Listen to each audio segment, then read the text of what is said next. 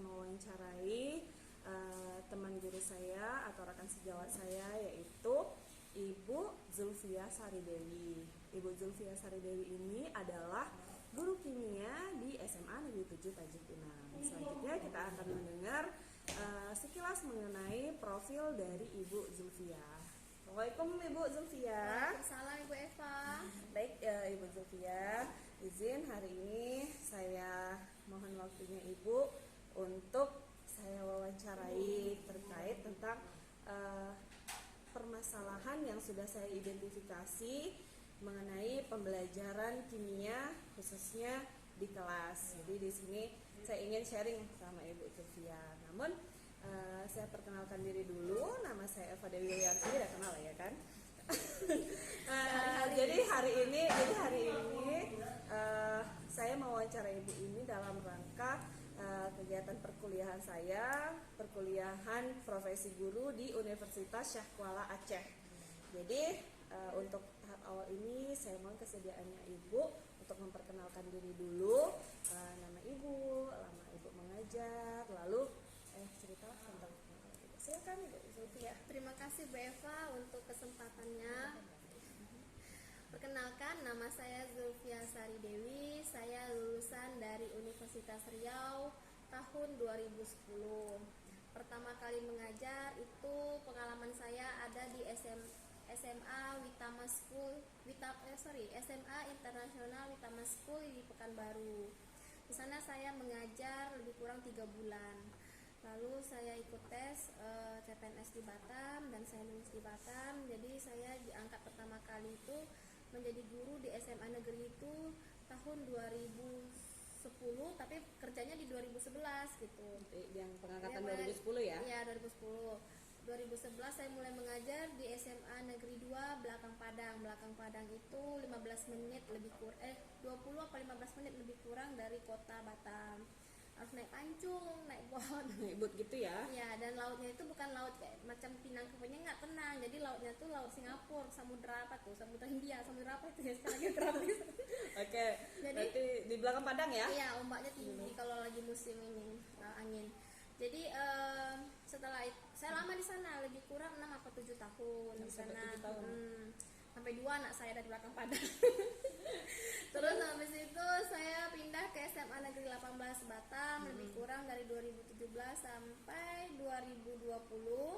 Barulah di 2021 sampai saat ini saya bergabung di SMA Negeri 7 Tanjung Pinang. Jadi Ibu sudah melanglang buana ke Dari 3 sekolah berarti ya? Ya, udah 4, tapi yang pertama saya hanya 3 bulan dan itu beda dengan sekolah negeri karena dia international school. Oke, nah jadi secara pengalaman udah luar biasa Bu Zulfia dari tahun 2010 ya menjadi 2010. seorang guru. Jadi ini saya sepertinya sudah sangat tepat untuk memilih Ibu, apalagi Ibu nih mengajarnya kimia ya Bu ya. Mungkin boleh sharing dulu pengalaman Ibu mengajar kimia. Memang dari pertama kali Ibu ditugaskan Ibu memang sebagai guru kimia atau mungkin pernah menjadi guru apa gitu kan? Kalau yang di Witama School dulu tuh kami tuh pakai 2 kurikulum Singapura sama kurikulum Indonesia, nasional kurikulum namanya, kurikulum Indonesia. Kalau di Indonesia itu kan kimia, kalau di kurikulum Singapura namanya chemistry. Dia beda, Chemistry ya? chemistry. Jadi beda, materinya hampir sama, cuman penyajiannya beda.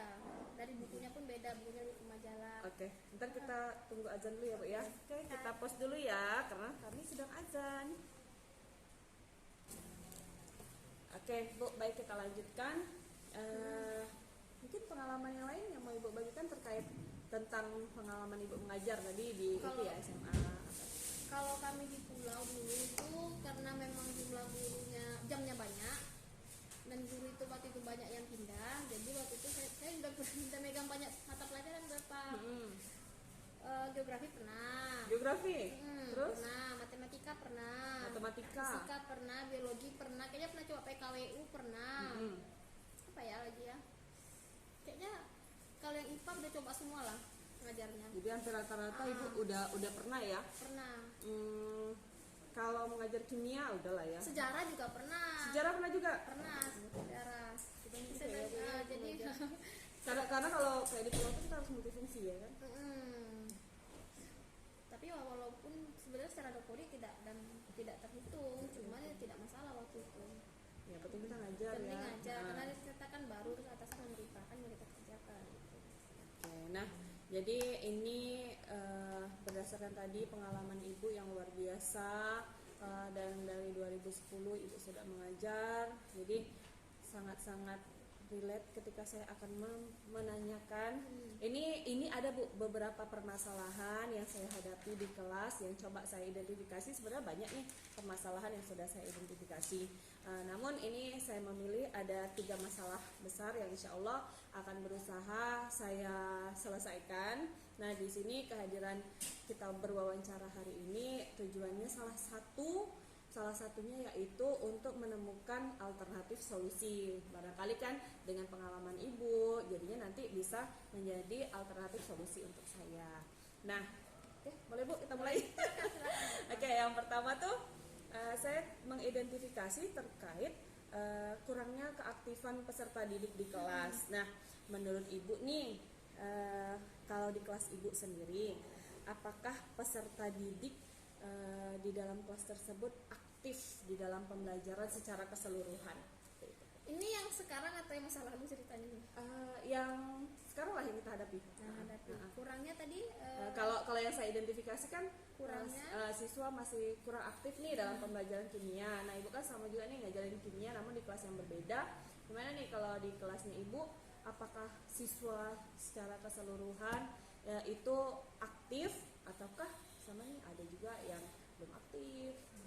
tergantung kelasnya ya Bu ya Pak, tergantung atmosfer kelas, atmosfer kelas tersebut. Ada kelas yang aktif, memang banyak di situ siswa yang bermotivasi tinggi untuk belajar, makanya karena dia banyak yang aktif jadi yang lain terbawa. Ada atmosfer kelas yang memang dia lesu, lemah, letih, lesu seperti itu. Jadi harus banyak effort kita di sana kan. Nah, jadi bervariasi ya. Ada bervariasi. berarti secara Ibu juga mungkin ya secara tidak langsung mengidentifikasi ada juga ya indikasi seperti itu, kelas kurang aktif ya, ada seperti itu. kelas kurang aktif. Nah, lalu menurut Ibu sendiri nih, apa sih yang menyebabkan keaktifan peserta didik di kelas yang menurut Ibu tuh rendah itu? Oh, yang kelasnya rendah ya? Ya, berarti yang tadi Ibu anggap, oh ini kelas ini nih yang kurang aktif nih gitu. Nah, menurut Ibu sendiri apa sih yang menyebabkan mereka tuh kurang aktif, atau kita berbicara bukan tidak aktif ya, tapi kurang aktif? Banyak faktor. Yang pertama memang motivasi belajar anak itu rendah. Ada beberapa siswa yang sedang sambil bekerja, jadi itu pikirannya tidak sama dengan yang fokus belajar. Yang kedua itu yang menyebabkannya kurang aktif ya, kalau mereka tuh ada bawa masalah dari rumah ya, itu pasti mempengaruhi ketika dia belajar. Tapi ada juga yang dari rumah ada masalah, ketika kita ceria di kelas malah dia terbawa Aktif gitu ya. aktif. Jadi tergantung juga. Berarti ada motivasi, berarti ada pengaruh dari dalam maupun dari pengaruh dari dari luar luar. anak-anak itu sendiri ya. Iya. Nah, menurut Ibu solusi apa nih yang biasa Ibu lakukan untuk meningkatkan keaktifan peserta didik di kelas Ibu? Kalau sekarang sejak saya ikut NGP ini Ya. ice breaking itu Jadi kayaknya jadi wajib ya gitu. jadi ya teman-teman, Ibu Zulfia ini juga salah satu calon guru penggerak. Jadi perkenalannya tambah lagi. Jadi yang saya sekarang nih sikap positif baru yang saya mulai terapkan itu ice breaking. Jadi ice breaking itu adalah menu wajib sekarang saya mengajar. Jadi ice Apakah di awal tuh wajib kayaknya. Terus di tengah-tengah kalau udah mulai lesu, jadi untuk mengaktifkan siswa itu pertama ice breaking, memfokuskan mereka kembali. Ice breaking ya. Ice breaking. Yang kedua menggunakan media pembelajaran. Menggunakan media. Ya, sekarang tuh saya tuh kayaknya kalau tugas itu kayaknya sekarang kan saya tadi dipakai handphone tuh. Jadi mengaktifkannya ya misalnya mengumpulkan tugas melalui media Canva seperti itu. Jadi mereka itu karena Canva ini ada yang bagi mereka baru, tapi banyak juga yang sudah tahu, tapi bagi itu mereka itu menyenangkan gitu mengerjakan tugas seperti itu ya. karena baru kan bagi mereka. Menggunakan media-media digital ya yang media biasanya. digital gitu. Nah, selanjutnya Bu, menurut Ibu nih, seberapa penting kesiapan belajar peserta didik untuk memulai pembelajaran atau untuk meningkatkan keaktifan peserta didik di kelas? Jadi kesiapan belajar, misalnya nih kayak kita ngasih materi dulu. Sebenarnya Seberapa penting? keaktifan mereka tuh tergantung keaktifan gurunya juga Pak. Menurut pengalaman saya, kalau saya lagi rajin nih Pak, kan udah prepare tuh, makanya malam udah di-share materi, udah prepare, udah pakai soal-soal sebelum mengajar, sama itu siswa tuh pakai LKPD, terutama LKPD ya. LKPD ya. Jadi kalau LKPD itu kayaknya si yang nggak aktif pun bisa jadi aktif dengan LKPD. Jadi LKPD itu menurut saya salah satu memang harus dipersiapkan guru kalau ingin siswanya aktif. Berarti Ibu setuju ya kalau misalnya apa namanya nih LKPD persiap ya LKPD. LKPD beda dengan latihan. Ya. Oh, Soal ya. latihan LKPD Diskusi. itu untuk menuntun dia ke konsep, latihan itu memang penilaian. Jadi LKPD ini tidak termasuk dalam penilaian tertulis kalau ya, menurut saya. ya, benar. Dia menuntut ke konsep gitu. Jadi ini Ibu setuju ya bahwasannya memang ketika peserta didik mempersiapkan diri dulu sebelum belajar itu akan meningkatkan Ya. keaktifannya ya. Iya. Jadi persiapan. Oke. Menurut Ibu nih ada kaitannya nggak sih model pembelajaran yang digunakan guru dengan meningkatkan keaktifan murid Ada. atau peserta didik? Ada ya. Ada. Jadi ada. Nah kalau selain model pembelajaran, ada hal lain nggak yang biasa Ibu lakukan nih untuk meningkatkan keaktifan peserta didik? Model pembelajaran ya Nah, kan, terus model. ya LKPD tadi. Menggunakan LKPD Menggunakan atau media LKPD, ya? Kayak Ibu media. bilang tadi Ibu Iya. pakai media, berarti itu selain kita pakai model pembelajaran yang inovatif, kita menggunakan Media dan media seperti itu. kalau model kan mereka dalam keadaan diskusi. Biasanya kalau dalam keadaan diskusi itu terpengaruh juga lah yang malas-malas itu dengan temannya yang rajin. Oh iya benar. Nah, oke Bu, Kan malas itu yang motivasi rendah ya. Oke, nah Bu, ini untuk permasalahan yang pertama ya. Iya. Nah, ini mengenai permasalahan kedua yang coba saya identifikasi, yaitu terkait permasalahan rendahnya literasi peserta didik. Nah, menurut Ibu, ada nggak permasalahan rendahnya literasi di kelas yang Ibu ajar? Ada. Siswa itu malas untuk membaca. Baca aja buku ya. Baca buku. Makanya kita kalau mereka tuh megang handphone tuh kita tuh kayak harus keliling itu, ini benar nggak yang dibukanya materi yang kita berikan gitu kan. Nah kadang-kadang Tadi berarti sama ya, Iya. ada ya permasalahan Iya. itu. Nah menurut Ibu sendiri nih, apa yang menyebabkan rendahnya literasi di kelas, khususnya kelas Ibu lah, kelas apa kita kelas kimia? kalau menurut saya karena pertama memang dia tidak berminat dengan pembelajaran kimia itu. Dia nggak minat. Mana dia tahu minat olahraga disuruh paksa baca kimia nggak bisa juga kan. Jadi memang minatnya kurang berminat di mata pelajaran itu. Kedua apalagi ya yang membuat dia rendah literasi, Bahan bacaannya? bahan bacaannya itu Kira-kira nih kalau dari bahan bacaannya, kalau seandainya Ibu kasih dia buku, terus Ibu kasih kayaknya gini. dia suruh baca nih pakai apa? Mana yang apa tuh? Ngaruh Ya, nggak? ngaruh. Anak sekarang malas baca buku. Mereka lebih suka searching ke Google langsung aja. Gitu ya. Kalau nggak pakai Brandly seperti itu kan mereka langsung tanya dan dapat jawabannya. Iya, mungkin faktor ini juga ya, faktor zaman juga ya. Zamannya ya udah Dan zamannya. zamannya mereka. Nah, berdasarkan pengalaman Ibu nih, gimana cara Ibu meningkatkan kemampuan literasi dari peserta didik di kelas Ibu? Dengan ya tadi LKPD itu tadi dapat meningkatkan mereka kan maksudnya tuh membaca tuh punya tujuan, bukan hanya membaca kayak baca koran gitu, tidak ada motivasi. Tapi kalau mereka motivasi untuk mencari jawaban, mereka mau tak mau Harus baca ya, berarti dengan adanya LKPD bisa meningkatkan itu ya, iya. meningkatkan Minat minat literasi literasi. Oke. Nah ini kan sekolah kita ini kan sekolah baru Bu. Ya. Nah otomatis kita ini kan masih memiliki keterbatasan nih terkait kelengkapan bahan bacaan. Ya. Nah menurut Ibu ada nggak alternatif solusi yang Ibu sudah atau akan lakukan? Kalau saya pribadi, saya tuh sangat terbantu dengan kebijakan sekolah yang membolehkan anak pakai handphone. Gitu ya. Jadi ya pakai HP itu benar-benar ada anak yang nggak mampu beli LKS, jadi tinggal foto share di grup itu soalnya kerjakan. Jadi maksudnya tuh memang handphone itu udah Ya, smartphone tuh udah berarti kita nih sekali. harus lupa bisa dulu, ini ada dampak positifnya besar gitu ya. Kalau bagi saya ya. Berarti salah satu yang Ibu lakukan menerapkan literasi digital seperti itu ya. Iya. Literasi digital. Sebenarnya kalau lebih bagusnya lagi, jadi tahu sebenarnya sebagai guru, tapi kadang-kadang kita buat bahan ajar sendiri. Iya, yang lebih benar cepat. banget Bu. Iya, harapannya Pasti seperti lebih itu. menarik bagi siswa. Oke, Ibu, berarti Ibu pernah gitu ya, pernah membuat bahan ajar yang digital Pernah. ya? Waktu itu yang digital, sekarang belum. Saya Sekarang masih ya? ambil modif ATM. Oh, ngambil dari, tapi Tapi intinya dulu saya pernah membuat ya? Saya tuh pernah dulu, tapi belum bisa sama teknologi. Ini kan teknologi ini setelah COVID baru booming ya. Sebenarnya udah booming dari apa kan, kalau kita pakai ini Iya. kan di COVID. Saya dulu pernah, memang saya buat bahan aja sendiri.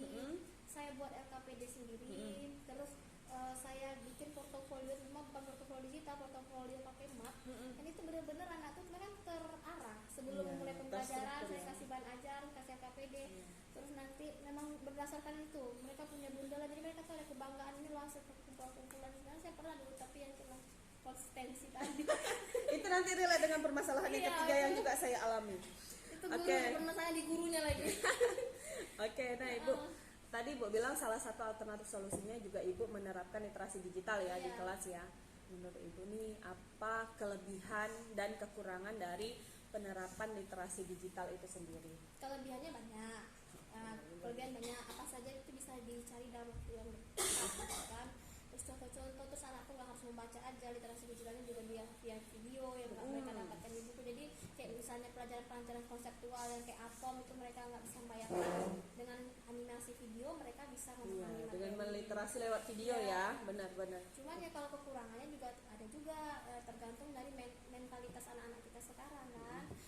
Mentalitas dan apa ya, mentalitas Kontrol mereka, dirinya kontrol ya. dirinya mereka lagi gitu. Cuman kan kita kan ajaran SMA, seharusnya mereka sudah di level menuju mahasiswa kan kontrol dirinya, tetapi kan tidak semuanya seperti itu juga, tergantung latar belakang keluarganya juga. Nah, Benar-benar. jadi itu tadi dua sisinya. Iya, berarti kalau selama ini yang Ibu lakukan untuk meminimalisir efek negatif atau kekurangan dari penggunaan, berarti menggunakan gawai ya, Iya. atau menggunakan smartphone untuk berliterasi digital itu gimana?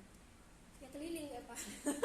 Jangan di Berarti depan aja gurunya yang dulu. mengontrol Iya, ya. Selain kita keliling. di sekolah udah punya regulasi, Iya. regulasi tentang literasi digital, namun Ibu juga kita sebagai guru ya, Iya, harus aktif keliling, lihat dia buka apa gitu. ya pokoknya harus tengok satu-satu. Sama pokoknya. Oke, siap Ibu. Yang itu untuk permasalahan literasi ya. Ini selanjutnya ini tentang, nah ini yang tadi Ibu ngomong, Ibu bicarakan dengan saya terkait tentang kurangnya pelaksanaan model pembelajaran inovatif di kelas. Kalau di saya nih tidak bilang tidak ya, kita kan guru pernah ya melaksanakan, kita melaksanakan tapi mungkin konsistensinya. Nah, jadi menurut Ibu bagaimana Ibu sendiri? Apakah mengalami hal yang sama dengan saya terkait tentang keterlaksanaan pembelajaran inovatif di kelas? Pembelajaran inovatif itu sebenarnya guru itu sebenarnya pada dasar punya motivasi yang tinggi untuk belajar inovatif. Cuman kan kita menggunakan hukum tiga Pak. Aksi dan reaksi.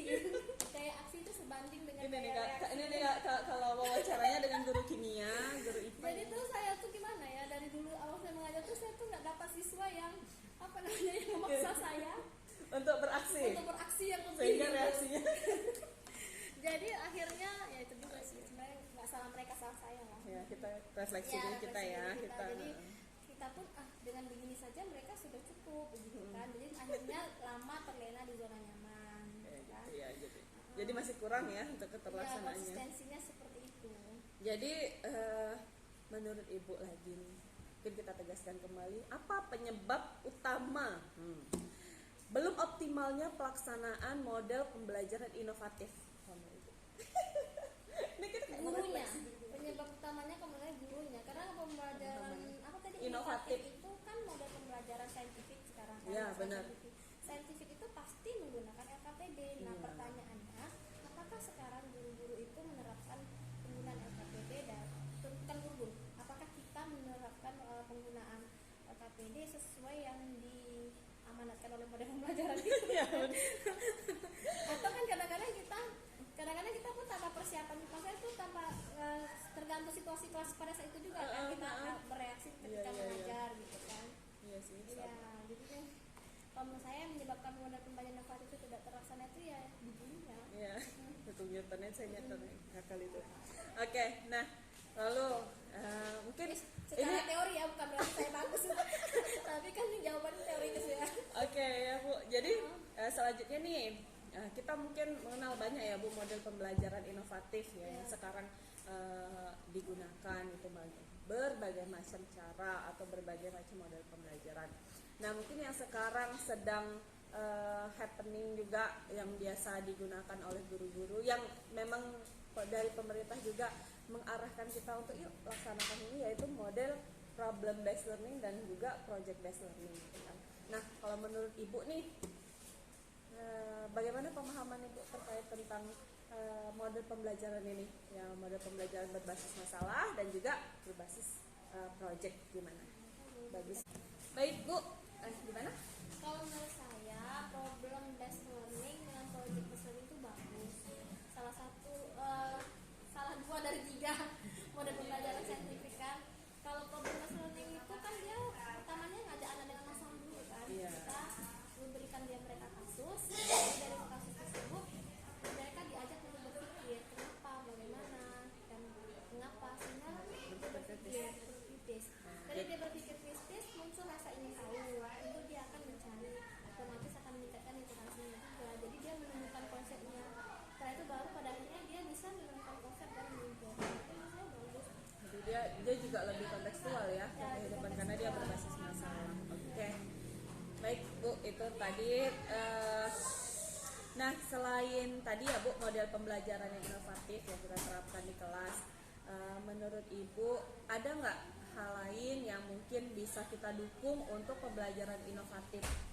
Ini nggak ada nih model pembelajarannya gitu kan. Kira-kira ada nggak sih pendukung lainnya untuk meningkatkan atau menjadikan pembelajaran itu lebih inovatif? Seperti mungkin media. Ya. Kalau menjadikan inovatif, pertama modalnya udah bagus, kan? Modal yang bagus itu didukung oleh KPD, lalu kita bisa melakukan siswa. Berarti bagaimana cara kita menyajikannya saja lagi model pembelajaran itu kan? Mungkin yang pembukanya dengan FGD kalau mereka bingung, kan? Lalu juga kita menggunakan media teknologi, berbasis teknologi, video kah, bisa atau literasi digital bisa. Oke, berarti kita bisa melengkapi ya Bu bahan ajar juga seperti itu. Ya. Nah, oke, ini Bu jelas pertanyaan. Ya, mungkin ada nggak sih permasalahan lain di luar 3 masalah yang saya sampaikan tadi yang mungkin Ibu alami di kelas ini? Ya motivasi ya, motivasi. Jadi kita tuh harus selalu memotivasi sama anak. Karena dia tujuan untuk sekolah ini karena beda Pak.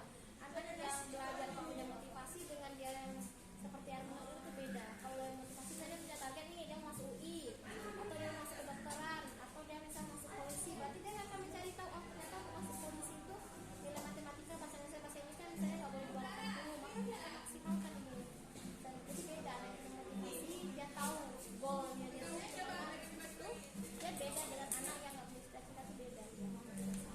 Berarti PR kita juga, tugas kita kita sebagai guru juga untuk meningkatkan motivasi anak untuk dia belajar lebih baik lagi sehingga dia bisa mencapai tujuan yang memang dia inginkan, seperti itu ya Bu ya. Baik Bu Zulfia, hari ini wawancara kita alhamdulillah berjalan dengan lancar. Saya mengucapkan terima kasih kepada Bu Zulfia karena memberikan waktunya untuk bersedia saya wawancara dan kita videokan seperti hari ini. Terima kasih Ibu, semoga apa yang Ibu berikan ke saya tadi, yang sharing kita tadi menjadi manfaat untuk saya pribadi khususnya dan juga untuk Ibu, pokoknya untuk kebaikan peserta didik kita. Demikian Bu Zulfia wawancara kita pada hari ini. Wassalamualaikum warahmatullahi wabarakatuh.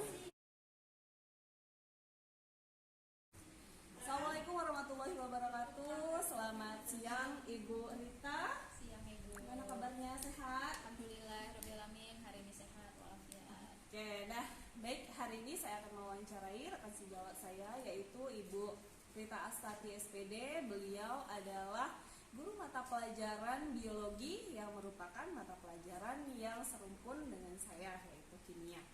Baik Ibu Rita, jadi adapun tujuan pertemuan kita hari ini yaitu saya ingin mewawancarai Ibu Rita terkait beberapa masalah yang sudah saya coba identifikasi khususnya di pelajaran saya ya, kimia. Nah, di sini tujuannya kita untuk saling sharing bagaimana menemukan solusi atas permasalahan-permasalahan yang saya hadapi khususnya di mata pelajaran kimia, dan mungkin permasalahan ini juga Ibu Rita temukan dan telah menemukan solusinya.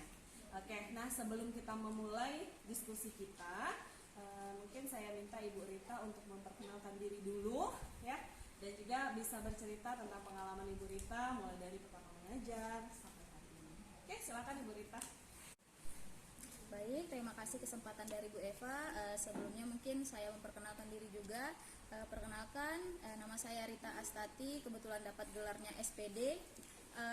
Saya alumni dari Universitas Negeri Riau atau Universitas Riau, letaknya di Kota Pekanbaru. Saya masih termasuk guru yang muda sekali karena saya juga baru tamat sekitar tahun 2017. Kurang lebih mengajar di SMA Negeri 7 ini SK pertama saya di tahun 2018 Bu Eva ya, jadi kurang lebih baru mau masuk 5 tahun. Mungkin lalu latar belakang saya di sekolah ini, saya mengajar di mata pelajaran biologi, namun sebelumnya juga saya mengampu mata pelajaran prakarya dan kewirausahaan. Tapi pada semester ini saya juga masih mengajar prakarya dan kewirausahaan kelas 11-12 dan biologi di kelas 11. Lalu mungkin sedikit juga cerita atau berbagi informasi. Kebetulan saya sama kayak Bu Eva, saya juga sedang melaksanakan program PPG. Saya di kategori 2 Bu Eva, yang belum lama juga dimulai bulan Agustus kemarin kayak gitu. Terima kasih Bu Eva, sedikit perkenalan dari saya. Terima kasih. Baik, terima kasih untuk Ibu Rita perkenalannya ya. Jadi Ibu Rita mengajar kurang lebih 5 tahun seperti itu ya. Iya. Nah, jadi di sini kita akan sharing ya tentang permasalahan-permasalahan yang ada di kelas. Boleh kita mulai Bu Rita? Boleh Bu ya. Eva, silakan. Jadi untuk permasalahan yang pertama itu yang saya coba identifikasi ya, tentang kurangnya keaktifan peserta didik di kelas. Nah, yang ingin saya tanyakan, menurut Ibu Rita sendiri nih, apakah peserta didik di kelas Ibu Rita mengalami hal yang sama, atau Bu Rita ada mengidentifikasi hal yang sama nih dengan saya terkait tentang keaktifan peserta didik yang kurang? Berarti di pelajaran biologi ya. Iya. Oke, silakan Ibu Rita, mungkin boleh dibagikan pengalamannya. Oke, terima kasih Bu Eva untuk pertanyaan yang pertama. Kurang lebih mungkin tugas kita hampir sama ya Bu Eva. Saya juga sebelumnya sudah melaksanakan tugas yang sama, tugas PPG ini. Jadi identifikasi masalah yang ada di dalam kelas, khususnya kelas yang saya ajar. Jadi untuk permasalahan Bu Eva tadi, yang pertama kurangnya keaktifan peserta. Nah, itu saya alami sendiri juga di kelas saya, bahwasanya masih ada siswa yang tidak aktif di dalam kelas, walaupun sebagiannya aktif, tapi karena terkadang beberapa siswa yang tidak aktif itu membuat suasana kelas menjadi kurang aktif ya, gitu, kurang asik gitu ya, kurang asik dalam pembelajaran seperti itu. Itu juga salah satu masalah yang saya identifikasi waktu pengerjaan LK ini juga sama Bu Eva, ada sama saya. Oke, berarti sama ya permasalahan yang Ibu Rita coba identifikasi ya, karena kita sama nih. Oke, nah kalau menurut Ibu Rita sendiri nih, berdasarkan permasalahan tersebut, kira-kira apa penyebab peserta didik tersebut kurang aktif dalam pembelajaran? Baik, mungkin kalau saya lebih kayak mencerminkan diri atau balik lagi ke saya, mungkin refleksi refleksi diri. Mungkin dalam proses pembelajaran yang biasanya itu saya kurang bisa membawa kelas menjadi lebih aktif kayak gitu. Terus mungkin juga beban daripada materi yang terkadang memang anak-anak ini sebelum belajar itu kayaknya masih kurang yang namanya belajar di rumah. Kesiapan belajarnya Kesiapan ya. belajarnya itu masih kurang. Jadi pada saat kita memulai belajar, konsep yang akan kita pelajari pada hari itu tuh minim sekali. Jadi hanya beberapa siswa saja yang tahu, bahkan yang paham apa sih yang akan kita pelajari hari ini. Padahal yang notabene-nya pelajaran-pelajaran mereka itu sebelumnya di SMP sudah pernah mereka dapati, seperti itu Bu Eva. Dan saya mungkin lebih ke merefleksi diri, saya masih beranggapan bahwasanya saya masih belum dapat atau masih belum mampu mengaktifkan kelas dalam belajar ya. Mungkin makanya tadi siswanya kurang aktif karena gurunya tidak aktif dan kreatif. Oke. Nah, menurut Ibu Rita sendiri berdasarkan pengalaman yang Bu Rita laksanakan atau alami ya, solusi seperti apa sih yang sudah Bu Rita coba berikan untuk bisa meningkatkan keaktifan peserta didik tersebut? Baik Bu Eva, kalau untuk solusi itu juga saya sambil berjalan, sambil belajar, sambil implementasi apa yang saya dapatkan dalam proses PPG ini, di mana saya menggunakan model pembelajaran yang beda dari biasanya, terus juga dipadukan dengan jenis media yang mungkin lebih interaktif. Lalu juga kita mengemas soal-soal atau evaluasi terhadap anak-anak itu menggunakan sesuatu yang lebih baru. Contohnya mungkin yang tidak textbook atau yang tidak perlu mereka menulis kayak gitu. Mungkin kita bisa gunakan gawai yang dia punya, karena zaman sekarang anak-anak sudah dilengkapi dengan gadget, gawai, handphone ya, yang atau laptop yang sudah memenuhi kebutuhan mereka gitu, karena mereka lebih sukanya ke situ. Jadi kita coba untuk menggunakan media-media yang lebih interaktif untuk tadi itu biar lebih aktif gitu ya, lebih tidak monoton pembelajarannya, seperti itu Bu Eva. Oke, nah jadi itu ya mengenai berarti kita memaksimalkan penggunaan model pembelajaran ya. Nah sekarang menurut Ibu Rita sendiri, seberapa pentingkah persiapan atau kesiapan belajar peserta didik itu sebelum melaksanakan pembelajaran? Kesiapan belajarnya, lebih ke kesiapan. Jadi kalau menurut saya kesiapan belajar itu penting, karena di saat anak-anak sudah siap, siap dalam artian dia sudah punya bekal materi apa yang akan dia pelajari hari itu, pembelajaran pun akan berjalan dengan lancar dan aktif, karena akan ada feedback antara guru dan peserta didik gitu. Pada saat misalnya kita melaksanakan persepsi mungkin ya, yang kita menanyakan kemarin belajar apa sih kayak gitu ya, atau apa sih hubungannya dengan pelajaran kita hari ini. Jadi akan terlihat kelas itu aktif apabila ada timbal balik atau interaksi yang terjadi antara guru dan siswanya. Jadi kalau menurut saya kesiapan belajar itu sangat menentukan atau sangat berpengaruh lah dalam proses pembelajaran hari itu, seperti itu Bu Eva. Dan juga bisa meningkatkan keaktifan siswa itu sendiri ya. Iya begitu Bu. Kalau menurut saya seperti ini, kalau anak sudah aktif, mungkin kita anggap saja setengah kelas aktif, itu akan mempengaruhi teman-teman yang tadinya nggak aktif. Jadi mereka jadi pengen, oh si A kok bisa jawab, saya mau juga lah gitu, walaupun ibaratnya dia baru mempersiapkan dirinya pada hari itu, begitu Bu Eva. Oke, nah itu terkait tentang keaktifan ya. Nah sekarang saya mungkin melangkah ke yang kedua, itu mengenai permasalahan berikutnya ya. Permasalahan berikutnya itu kalau yang coba saya identifikasi, rendahnya literasi peserta didik di dalam kelas, itu khususnya di mata pelajaran kimia. Nah kalau Bu Rita sendiri untuk di mata pelajaran biologi bagaimana nih? Adakah permasalahan yang sama terkait tentang rendahnya literasi peserta didik di kelas? Baik, terima kasih Bu Eva. Untuk permasalahan yang kedua sama, saya juga ada untuk permasalahan rendahnya literasi ya, baik literasi membaca maupun literasi numerasi gitu. Itu juga saya alami dalam pembelajaran biologi. Seperti yang Bu Eva tahu, mungkin kita belakangan tahun ini kita sudah mengimplementasikan ya, kita sudah menerapkan yang namanya soal-soal berbasis AKM.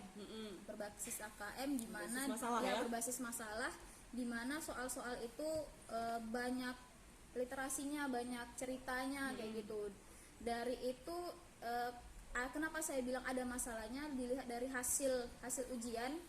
mereka masih kayak untuk soal-soal yang bernarasi panjang itu jawabannya ya segi Ibu Eva tahu sendirilah bagaimana jawabannya. Di situ bisa saya tangkap bahwasanya anak-anak masih kurang peminatannya dalam literasi membaca khususnya.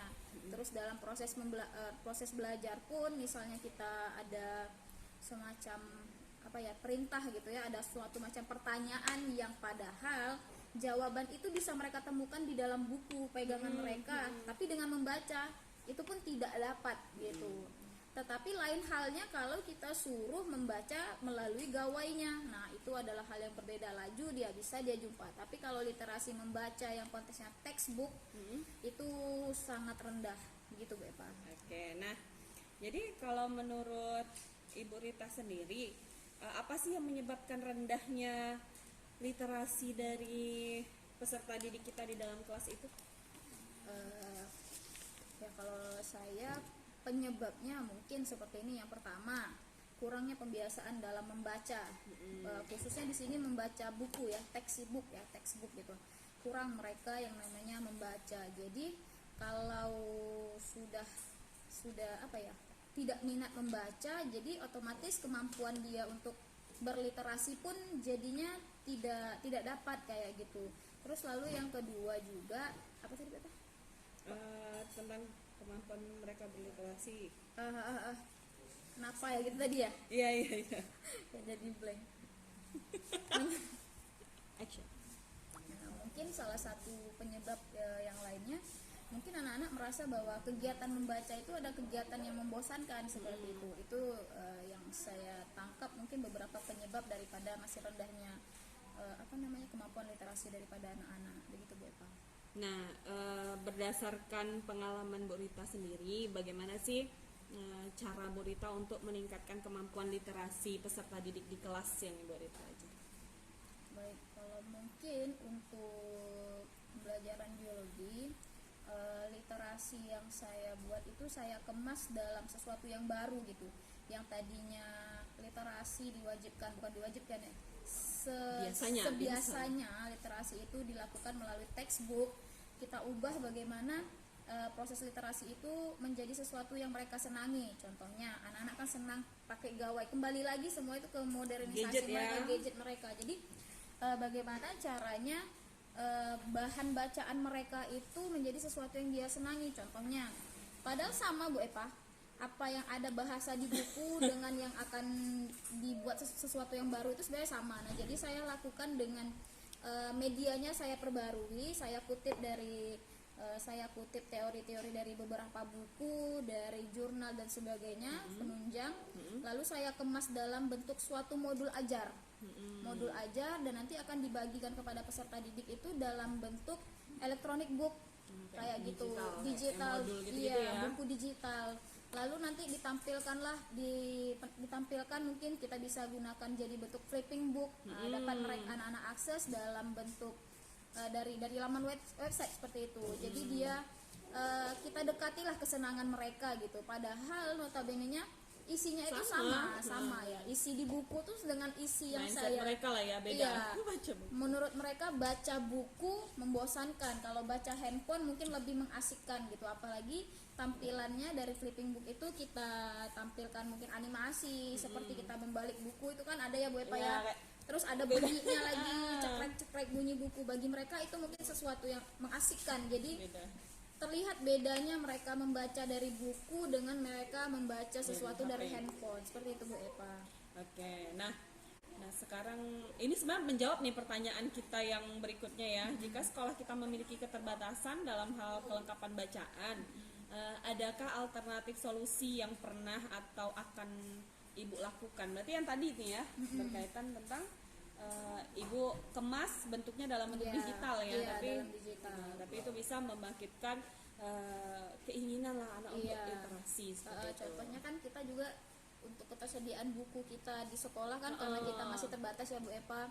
Untuk beberapa buku juga kita kebetulan sekolah kami sekolah baru, jadi untuk kelengkapan ketersediaan buku itu masih terbatas. Nah, akhirnya kita kemaslah bahan bacaan tadi itu ke dalam bentuk yang lebih mudah mereka akses seperti itu.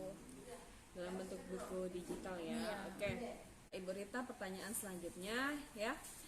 Kan di sekolah kita ini menerapkan kegiatan literasi digital. Ya, menurut Ibu Rita sendiri, bagaimana kegiatan literasi digital ini berdampak terhadap pembelajaran Ibu Rita di mata pelajaran biologi, dampaknya gitu, apakah bisa juga diterapkan seperti itu? Oke, kalau untuk dampaknya, alhamdulillah dampak yang dihasilkan adalah dampak positif, di mana anak-anak sudah mulai terbiasa dalam menggunakan elektronik perpustakaan ya. Jadi biasanya kami beberapa guru juga sudah mulai memasukkan bahan-bahan ajar, modul ajar, buku-buku ke dalam elektronik perpustakaan yang ada di website sekolah kayak gitu. Jadi dengan adanya pembiasaan literasi digital, anak-anak sudah bisa menggunakan elektronik perpustakaan bagaimana. Terus juga kan di kelas-kelas kan penunjang literasi digital ada ditempel barcode ya Bu ya. Nah, jadi anak-anak tuh udah bisa gimana sih cara kita mendapatkan suatu informasi dengan men-scan barcode itu kayak gitu. Tujuannya kan juga ya tadi ke sana, penerapan daripada literasi digital. Jadi alhamdulillah dampak yang dihasilkan adalah dampak positif. Oke, nah selanjutnya kita ke pertanyaan berikutnya ya Bu. Tadi kita sudah membahas terkait literasi. Nah sekarang permasalahan berikutnya yaitu yang coba saya identifikasi tentang kurangnya pelaksanaan model pembelajaran inovatif oleh guru. Nah seperti itu. Apakah Ibu Rita di pembelajaran biologi juga mengalami hal yang sama? Kalau iya mungkin Ibu Rita boleh ceritakan. Oke, baik, terima kasih Bu Epa. Nah, sedikit menggelitik perut ya kalau untuk pertanyaan yang sebelumnya ini. Memang sebelum saya masuk atau terjun ke dalam program PPG ini, sebelumnya saya adalah salah satu guru yang monoton dalam menggunakan model pembelajaran, di mana pemahaman saya akan berbagai macam model pembelajaran itu juga masih minim. Yang saya katam itu cuma satu Bu Epa sebelumnya. Modelnya itu DL terus, Discovery learning terus. Ya, discovery terus.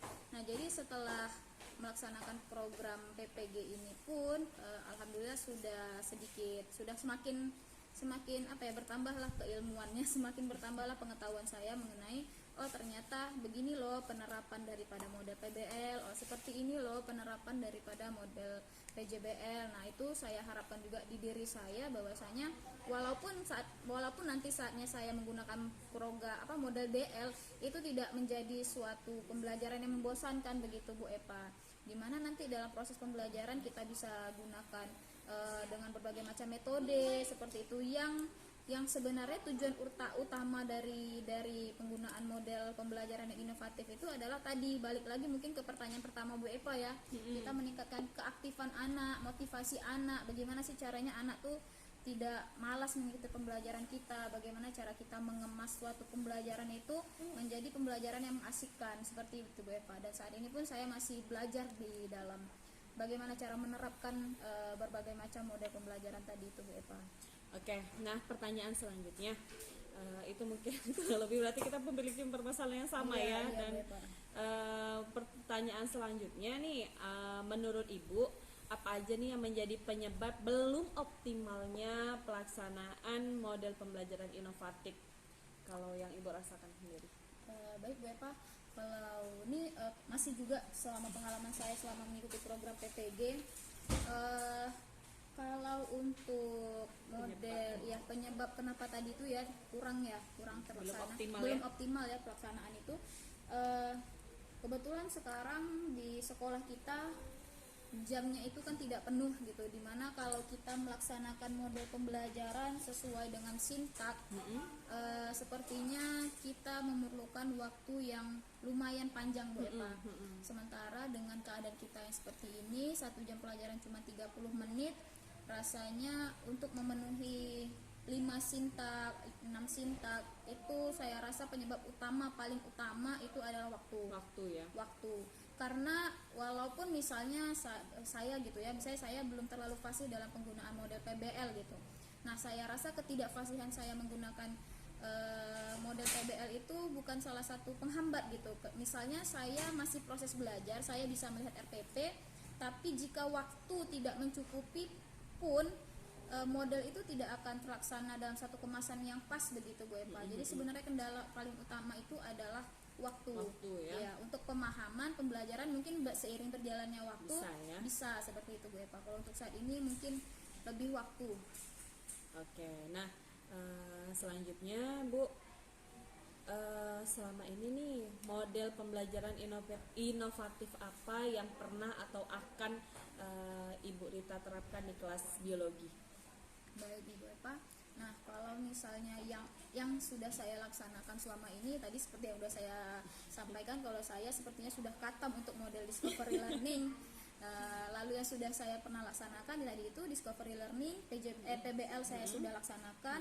Mungkin yang akan saya laksanakan model PJBL mungkin lagi Bu Eva. Kedepannya PJBL mudah-mudahan. Tapi setelah saya lihat proses pembelajaran yang telah dilakukan, sepertinya itu saya sudah pernah melaksanakan yang namanya proses pembelajaran berbasis project itu. Ya. Nah, tapi dengan keterbatasan keilmuan tadi, kurangnya kelengkapan daripada perangkat, jadi itu tidak bisa dikatakan bahwasanya yang sudah saya lakukan adalah menggunakan model project. Padahal sebenarnya sepertinya sudah Bu Eva, tapi dengan arahnya sudah ke sana ya. Arahnya sudah ke sana, tapi untuk keterlengkapan berkas tadi itu masih belum, karena saya pun untuk PJBL masih belajar per sintaknya itu apa yang harus dilakukan di sintak ini, nanti akhirnya seperti apa, seperti itu Bu Eva. Okay. Baik ya Ibu Rita, terima kasih atas jawabannya ya. Itu sangat bermanfaat banget untuk saya untuk menemukan solusi atas permasalahan saya tadi. Nah, selanjutnya mungkin ini yang terakhir, selain model pembelajaran inovatif, adakah kelengkapan lain yang Ibu Rita gunakan untuk menunjang proses pembelajaran? Baik Ibu Eva, pasti ada ya Bu Eva. Kebetulan kita ngajar IPA ya Bu Eva. Jadi kelengkapan yang kelengkapan penunjang untuk proses pembelajaran itu salah satunya adalah sarana dan prasarana gitu Bu, yang digunakan. Kebetulan mungkin kalau untuk kita di sekolah sarana dan prasarana kita, Infocus kita ada ya, Infocus lengkap ada ya, Infocus lengkap, proyektor lengkap, terus juga untuk kalau kayak saya kelengkapan alat-alat praktikum ada walaupun tidak banyak, terus kayak torso juga ada gitu, cuman tinggal bagaimana lagi nanti dimanfaatkan untuk setiap materinya begitu Bu Eva.